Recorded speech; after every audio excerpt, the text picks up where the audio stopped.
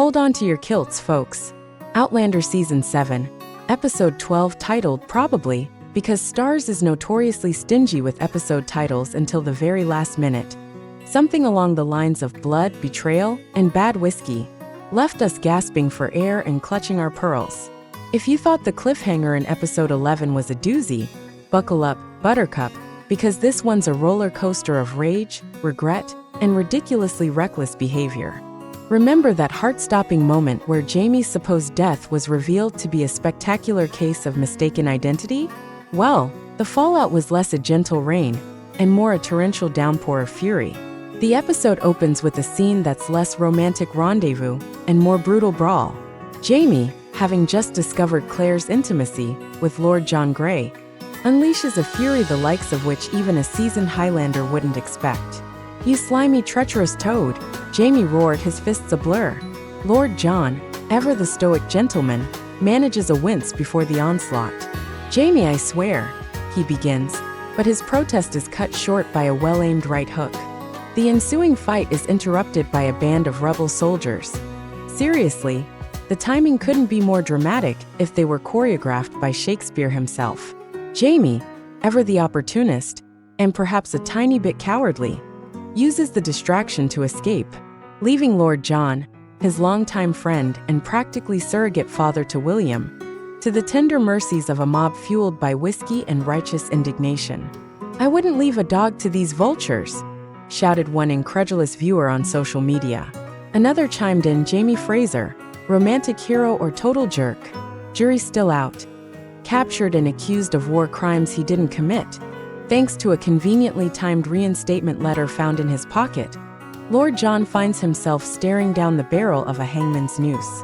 However, a kindly Quaker medic, Denzel Hunter, seeing the injustice, provides Lord John with a knife. The ensuing escape scene is a masterpiece of tension. A one-eyed, wounded Lord John, fleeing through the shadowy woods, pursued by the relentless roar of gunfire. Cue the dramatic black screen. Did he make it? Is this the end of Lord John Grey? Spoiler alert. We're pretty sure we know the answer, but we're being dramatic, so who actually knows? Meanwhile, back at the ranch, or the Fraser Ridge, Claire and Jamie engage in a screaming match of epic proportions. The air crackles with accusations, tears, and more than a few well-aimed slaps. "It wasn't love, Jamie. It was grief. I thought you were dead," Claire sobbed, her voice raw with emotion. Jamie, still reeling from the betrayal, real or perceived, struggles to understand. "Grief? That's what you call it? Sleeping with my best friend." He looked like a thundercloud ready to burst. Eventually, Jamie, ever the romantic, despite his recent barbaric tendencies, reaches a point of acceptance, however begrudging.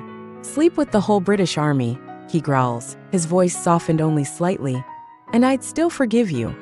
Cue the post-storm reconciliation, complete with passionate lovemaking on the dining room table. Because why not? William, poor misguided William, is having an identity crisis of cataclysmic proportions. The revelation that Jamie is his father sends him spiraling into a whirlwind of bad decisions. He smashes things, attacks his future cousin and fiancé, gets Ian arrested, kisses Rachel, and generally acts like a spoiled brat with a penchant for destruction. The highlight, or lowlight, depending on your perspective, is his foray into a brothel, which ends with him being unceremoniously ejected. His later return, with a gaggle of British soldiers in tow, is both hilarious and strangely satisfying. He protects the same prostitute he earlier insulted, gaining a night of solace. Even a villain needs a happy ending eventually, right? Amidst the chaos, Jamie manages to pull off a masterstroke of diplomacy. He delivers crucial funding pledges from the French allies to none other than George Washington himself. The reward? A promotion to Brigadier General.